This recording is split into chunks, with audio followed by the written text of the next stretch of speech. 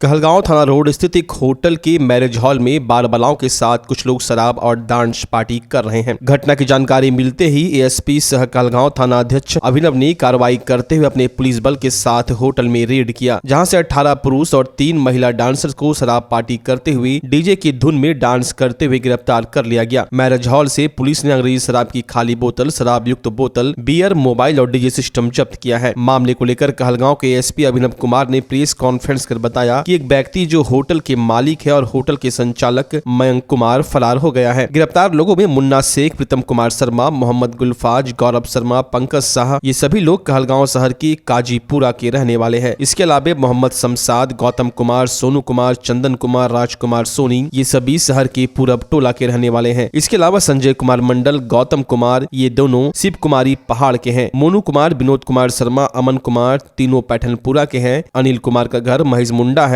इसके अलावा टुनटुन कुमार और रयान उर्फ मुस्तफा भी है। इसके अलावा रुखसाना खातून, नूरी खातून, सोमा दास, ये तीनों महिला पश्चिम बंगाल की है। बरामद सामान में 600 ml अंग्रेजी शराब, 2 किंगफिशर बियर केन अंग्रेजी शराब एवं बियर का खाली बोतल, 9 मोबाइल और 2150 रुपये नगद बरामद किया गया। छापामारी दल के सदस्य में पुलिस निरीक्षक अखिलेश कुमार, पुलिस अवर निरीक्षक दुबे देवगुरु, राधेश्याम गुप्ता, महानंद सिंह सहित अन्य महिला एवं पुरुष बल मौजूद थे। ये एक जैसा हमें पता चला, अभी जांच जारी है, पर हमें जैसा पता चला शायद यह एक जन्मदिन की पार्टी थी और उसमें लोग आकर के और इलीगली शराब का सेवन कर रहे थे।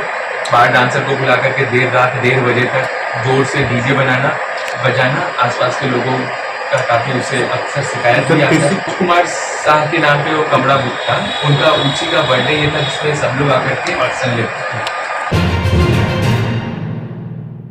भागलपुर के लहरी टोला स्थित एक स्थानीय धर्मशाला में लोकसभा चुनाव की तैयारी को लेकर बिहार सरकार के शिक्षा मंत्री सुनील कुमार भागलपुर पहुंचे। उनकी अध्यक्षता में महानगर जनता दल यूनाइटेड की बैठक की गई, जिसमें सांसद प्रत्याशी अजय कुमार मंडल के नामांकन के उपरांत लोकसभा चुनाव की आगे की तैयारी को लेकर अहम बैठक की गई। इस बैठक में भागलपुर के जदयू के तमाम पदाधिकारी तथा कार्यकर्ता मौजूद रहे। सबों ने आज के बैठक में निर्णय लिया कि चुनाव में अजय मंडल को भारी मतों से विजय करवाएंगे। प्रधानमंत्री के इस बार 400 पार की मुहिम को पूरा करने की कोशिश की जाएगी। साथ ही अजय मंडल को 4 लाख से जीत दिलाने की कोशिश की जाएगी। इस कार्यक्रम में शिक्षा मंत्री बिहार सरकार सुनील कुमार, सांसद प्रत्याशी अजय मंडल, जदयू के राष्ट्रीय पदाधिकारी, प्रदेश पदाधिकारी एवं वर्तमान नगर अध्यक्ष, सभी प्रकोष्ठ के नगर अध्यक्ष, नगर कार्यकारिणी के पदाधिकारी एवं सेक्टर अध्यक्ष तथा वार्ड अध्यक्ष मौजूद रहे। भागलपुर लोकसभा की जनता जनार्दन के आशीर्वाद से उनका सेवक बना और सेवक बनने के बाद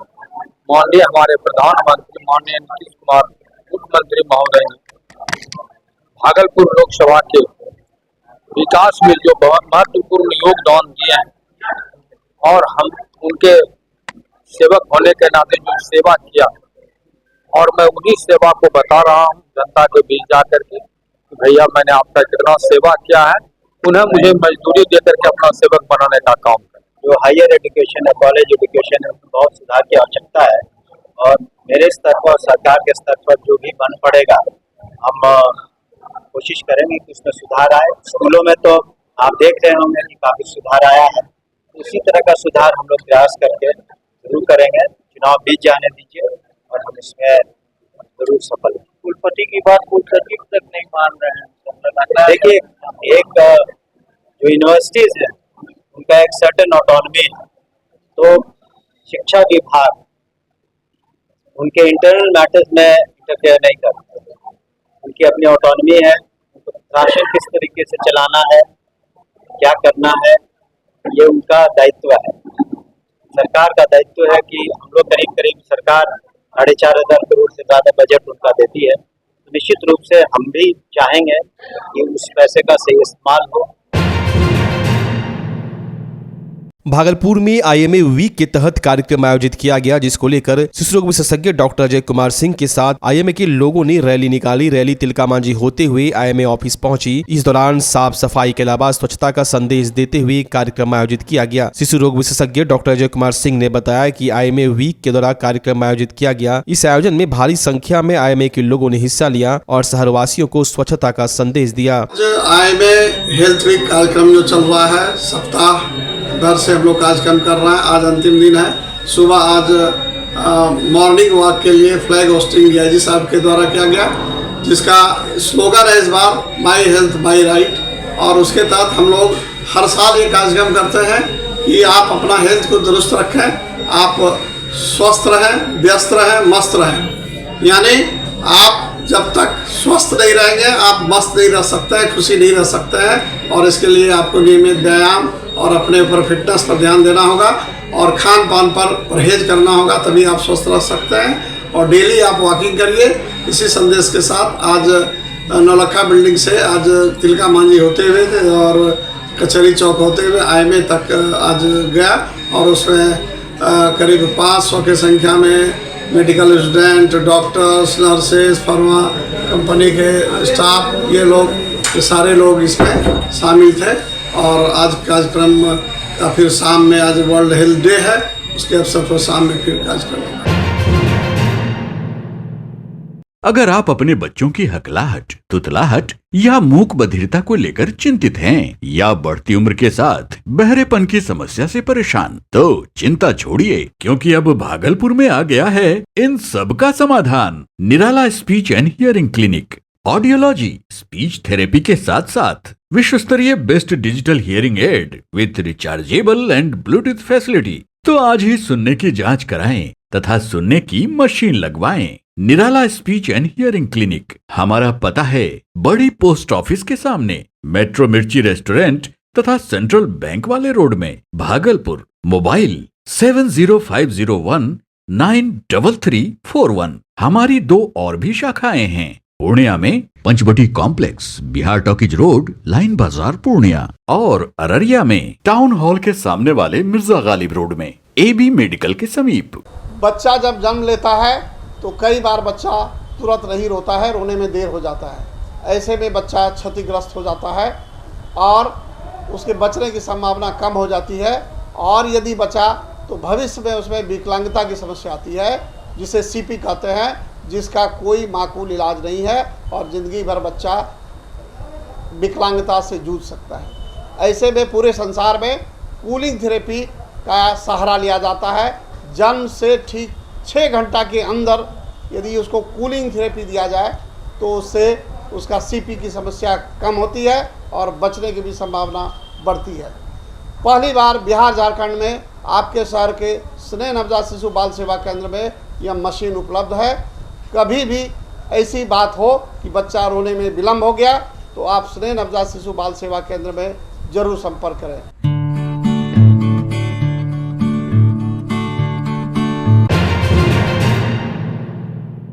सुजल फाउंडेशन एवं मणिपाल फिजियोथेरेपी एवं फिटनेस सेंटर के संयुक्त तत्वाधान में आयोजित 2 दिवसीय फ्री मेगा कैंप का आज समापन हो गया। इस कैंप में रीढ़ की हड्डी संबंधित बीमारियों के कुल 109 मरीज एवं हड्डी रोग, गठिया रोग आदि के 57 मरीजों का मुफ्त चिकित्सीय परामर्श किया गया। आयोजन इंडियन स्पाइनल इंजरी सेंटर नई दिल्ली की सहयोग से हुआ और इसमें स्पाइनल सर्विसेज के डायरेक्टर डॉक्टर काली दत्ता दास एवं रोबोटिक सर्जन और विभाग अध्यक्ष हड्डी विभाग डॉक्टर दीपक रैना आए हुए थे। स्पाइन से जुड़े, रीढ़ की हड्डी से जुड़े बीमारियों वाले मरीजों की संख्या ज्यादा थी, जिसमें युवा वर्ग जिनकी संख्या लगभग 30 से 40 वर्ष की थी, उनकी संख्या अधिक थी। उन्हें कमर दर्द और गर्दन दर्द की शिकायत अधिक देखी गई। इसके बारे में डॉक्टर काली दत्ता दास ने बताया कि बढ़ते उम्र के साथ हमारी हड्डी और मांसपेशियां कमजोर होने लगती हैं, जिससे वर्कलोड बढ़ता जाता है, जिस वजह से हड्डी और मांसपेशियों की ताकत और वर्कलोड में सामंजस्य ठीक से बनाकर रखना होगा, तभी आपकी रीढ़ की हड्डी स्वस्थ, सुरक्षित और निरोग रहेगी। एक मरीज की सवाल पर कि स्लिप डिस्क में क्या ऑपरेशन कराना जरूरी होता है, इसके जवाब में डॉक्टर काली दत्ता दास ने कहा कि कुछ कंडीशन ऐसे होते हैं जिसमें सर्जरी ही एकमात्र विकल्प होता है और कई कंडीशन ऐसे होते हैं जिसमें कि स्पाइनल डीकम्प्रेशन थेरेपी के द्वारा भी इलाज किया जा सकता है, जिससे कि आप सर्जरी करने से बच सकते हैं। रोबोटिक सर्जन और हड्डी रोग विशेषज्ञ डॉक्टर दीपक रैना ने कहा कि घुटना दर्द, कंधा दर्द, कूल्हे का दर्द, एड़ी का दर्द आदि को अगर शुरू में ही पहचान लिया जाए और मरीज अपनी दिनचर्या ठीक कर ले, अपना पोस्चर ठीक कर ले तथा नियमित व्यायाम करे तो ऐसी गंभीर बीमारियों से बचा सकता है। उन्होंने कहा कि ऑर्थोपेडिक सर्जरी और फिजियोथेरेपी एक दूसरे के पूरक होते हैं, दोनों एक दूसरे के बिना अधूरा है। इस मेगा कैंप के संयोजक डॉक्टर प्रणब कुमार ने मरीज को गर्दन में क्या क्या परेशानी होती है उसके बारे में विशेष जानकारी दी तथा उन्हें बताया कि हमारे गर्दन का सामान्य वजन 5 से 6 किलो होता है। अगर उसे 15 डिग्री तक आगे की तरफ झुकाते हैं तो इसका वजन करीब 10 से 20 किलो हो जाता है। अगर 30 डिग्री तक उसे आगे झुकाते हैं तो इसका वजन करीब 20 किलो हो जाता है और अगर आप 40 डिग्री तक अपने गर्दन को सामने की ओर झुकाते हैं तो आपके गर्दन पर करीब 30 किलो का वजन हो जाता है, जो गर्दन के दर्द का मुख्य कारण होता है। और ये समस्या उन लोगों को हो रही है जो ज्यादा देर तक कंप्यूटर या मोबाइल इस्तेमाल करते हैं। साथ में बताया कि Manipal physiotherapy and fitness centre में non invasive robotic spinal decompression therapy की सुविधा उपलब्ध है और जिन मरीजों को स्लिप डिस्क गर्दन का हो या कमर का हो, जिन्हें बिना ऑपरेशन के ठीक किया जा सकता है। इंडियन स्पाइनल इंजरी सेंटर के मार्केटिंग के हेड सलेश अवस्थी ने बताया कि भागलपुर की जनता बहुत जागरूक है और उनका उत्साह देखकर हम लोगों को लगा कि ऐसा प्रोग्राम और भी भविष्य में करना चाहिए, तो वो हर महीने इस तरह के कैंप करने के लिए अपने अस्पताल में प्रस्ताव देंगे। Manipal physiotherapy and fitness centre में कार्यरत डॉक्टर प्रीति ने कहा कि इस 2 दिवसीय कैंप में हमें बहुत कुछ सीखने को मिला है और भागलपुर के मरीजों को भी काफी फायदा होगा। अगर इस तरह का आयोजन भविष्य में भी हो तो उन्हें बहुत खुशी होगी। इस कार्यक्रम को सफल बनाने के लिए Lions club of Bhagalpur prime के अध्यक्ष Lions Sudhanshu Shekhar, rotary club of Bhagalpur के सचिव डॉक्टर शंकर, अध्यक्ष डॉक्टर अमिताभ सिंह और जीवन जागृति समिति के अध्यक्ष डॉक्टर अजय कुमार सिंह का भी प्रयास सराहनीय रहा। धन्यवाद ज्ञापन करते हुए डॉक्टर प्रणब कुमार ने सभी मीडिया बंधु, सभी मरीज, दिल्ली से आए हुए चिकित्सकों, अपने सहकर्मी पंचम आशीष अंचल संध्या का आभार व्यक्त किया और भागलपुर की जनता का आश्वासन दिया कि ऐसा प्रोग्राम वो दोबारा करेंगे। इस आयोजन का विशेष आकर्षण स्पाइनल गैलरी रहा, जिसमें की हड्डियों की उत्पत्ति जब शिशु गर्भावस्था में होता है, उसके बाद उसका सामान्य संरचना, रीढ़ की हड्डियों के बारे में होने वाली बीमारियों के कारण उनकी बीमारियों एवं उनके उपचार, उचित व्यायाम आदि की पोस्टर प्रेजेंटेशन एवं वीडियो की सहायता से मरीजों को बताया गया ताकि उन्हें स्वस्थ रहने के लिए अपनी रीढ़ की हड्डी को कैसे स्वस्थ रखा जाए, इसकी विशेष रूप से जानकारी दी गई। कुछ बीमारियों के लिए तो फिजियोथेरेपी का ही इलाज है और कुछ जो इवन स्वस्थ लोग हैं उनको जानकारी बढ़ाने के लिए कि आगे भी वो स्वस्थ रहे, फिजियोथेरेपी का काफ़ी रोल है। कुछ कंडीशंस में फिजियोथेरेपी प्राइमरी कांटेक्ट भी होता है मरीज़ के लिए और अगर वो रिकॉग्नाइज करे कि ये बीमारी अब फिजियोथेरेपी से आगे नहीं चल सकती है, ठीक नहीं हो सकती है, तो वो एक माध्यम बनते हैं कि आगे वो सर्जन तक बात पहुंचाए। भागलपुर में इस सेंटर पर कई अत्याधुनिक मशीनें हैं, तो अब इंडिया लेवल पर इलाज हो रहा है यहाँ पर, कितनी अच्छी बात है। ये बहुत अच्छी बात है, बहुत अच्छी बात है। अवेयरनेस बढ़ रही है, मरीजों में भी कॉन्फिडेंस आ रही है, कई मरीज ठीक भी हो रहे हैं। फिजियोथेरेपी एक सर्जरी का भी एक अभिन्न अंग है, सर्जरी के बाद भी फिजियोथेरेपी की ज़रूरत होती है, पर मिलके चले तो ज़्यादा अच्छा है। सर्जन और फिजियोथेरेपिस्ट में आपस में कोऑर्डिनेशन होना, कोऑपरेशन होना बहुत ज़रूरी है। इससे जुड़े हुए बहुत सारे वहम एंड सुपरस्टिशंस होती हैं, उसी तरह से घुटनों की ऑपरेशन एंड घुटनों की इलाज के साथ बहुत वहम से भी होता है। तो कैंप के माध्यम में 2 चीज़ों की अचीवमेंट होती है कि yes, these are safe surgeries, it can be done, whatever is locally possible will be locally addressed. If with exercises, medications, physiotherapy, non-interventional technique मरीज को आराम मिलता है तो शायद इसको आगे ऑपरेशन की ज़रूरत नहीं है। लेकिन बहुत सारे स्ट्रक्चरल प्रॉब्लम्स है जो कभी वज़न के साथ, बदलाव के साथ बॉडी उसका संभाल नहीं पाता है, तो स्ट्रक्चर की बदलाव या सपोर्ट के लिए ऑपरेशन करने की ज़रूरत होती है और ऑपरेशन सुरक्षित होती है। फिजियोथेरेपी के माध्यम से ऑपरेशन नहीं भी हो तो भी मरीज ठीक हो सकते हैं, कैसे संभव होता है? कुछ चीज़ें हैं जैसे जो स्ट्रक्चरल प्रॉब्लम है, अगर हड्डी कोई वज़न नहीं ले पाता है तो हड्डी को सपोर्ट करना ऑपरेशन के द्वारा ज़रूरत होता है।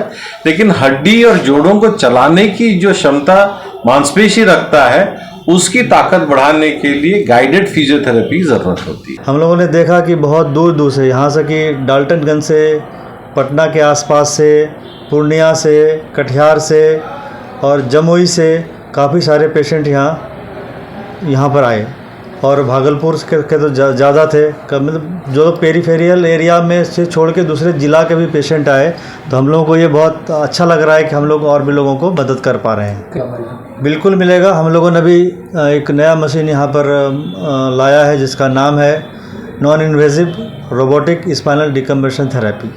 तो जो लोगों को अगर इस स्लिप डिस्क की शिकायत है और कुछ लोगों को ऐसा होता है जिसको जो कि सर्जरी के बिना उसको ठीक नहीं किया जा सकता, लेकिन कुछ सर्जरी अवॉइडेबल होता है जो कि थोड़े दिन तक उस पर चल सकता है या फिर बाद में सर्जरी करने की ज़रूरत पड़ेगी, या कुछ पेशेंट का ऐसा जो रिफ्यूज़ल होता है जो कि चाहते हैं मेरी सर्जरी नहीं हो, तो ऐसे मरीज़ों को हम लोग उससे काफ़ी हद तक आराम दे सकते हैं। तो हम लोग कह सकते हैं कि कुछ मरीज़ों हम लोग सर्जरी अवॉइड भी कर सकते हैं। लक्ष्य तो बहुत बड़ा है। अभी हम लोगों ने यहाँ ही शुरू किया है भागलपुर में, और वो मशीन को लगने से भी ज़्यादा दिन हुआ नहीं, पिछले हफ्ते ही हम लोगों ने लगाया है। उसका हम लोग विधिवत अभी इनॉग्रेशन भी हम लोग को करना है आगामी 14 तारीख को। और लक्ष्य ये है कि जितने लोगों को हम लोग सर्जरी से बचा सकें, जितने ज़्यादा लोगों को, ताकि उनके लिए उसको खर्चा भी कम लगेगा और उनको ज़्यादा फ़ायदा भी होगा और उनको ऐसे ऑपरेशन के लिए बड़े जगह जाना भी नहीं पड़ेगा। उसमें सर लोगों का काफ़ी सहयोग रहा है, सब लोग काफ़ी हम लोगों को नई टेक्नोलॉजी के बारे में बताया भी है और उम्मीद है कि हम लोग भविष्य में उनके साथ काम करेंगे। और हर महीने या हर 2 महीने में जो दोनों सर हैं डॉक्टर साहब वहाँ से दिल्ली से शायद आने का, ऐसी हमारी बात चल रही है। भागलपुर की सुल्तानगंज थाना परिसर में ईद एवं रामनवमी को लेकर शांति समिति की बैठक थानाध्यक्ष प्रियरंजन की अध्यक्षता में आयोजित की गई। बैठक में मुख्य अतिथि के रूप में डीएसपी चंद्रभूषण, नगर सभापति राजकुमार गुड्डू, पंचायती राज पदाधिकारी नीलिमा कुमारी थी। बैठक में सामाजिक राजनैतिक संगठन एवं मुस्लिम समुदाय के बीच मुख्य अतिथि एवं थानाध्यक्ष द्वारा शांति एवं सौहार्द वातावरण में ईद एवं रामनवमी पर्व मनाने की अपील की गई। इस दौरान डीएसपी चंद्रभूषण ने मीडिया को बताया कि ईद एवं रामनवमी पर्व पर आपस में भाईचारा के साथ शांतिपूर्ण मनाए और आचार संहिता को देखते हुए ईद एवं रामनवमी पर्व मनाने की बात कही। इस दौरान राजनीतिक संगठन एवं सामाजिक संगठन एवं वार्ड सदस्य मौजूद थे। आज शांति समिति का बैठक यहाँ सुल्तानगंज में किया गया। सारे जनप्रतिनिधि लोग और समाज के जो भी गणमान्य लोग हैं सब लोग यहाँ पे सम्मिलित हुए हैं। बहुत ही अच्छे तरीके से पहले भी मनाया गया है। उम्मीद है कि इस बार भी बहुत ही अच्छे तरीके से मनाया जाएगा। दोनों त्यौहार चूँकि लगातार है तो दोनों को बारी बारी से यही बताया गया कि जैसे टाइमिंग, क्योंकि ईद तो पहले है, रामनवमी भी बाद में है, तो पहले फोकस ईद पे है, फिर रामनवमी पे हम लोग का। सब त्यौहार में यही फोकस यही है कि सब शांति से और मिलजुल से मनाएं और हंसी खुशी से मनाएं, यही सब है।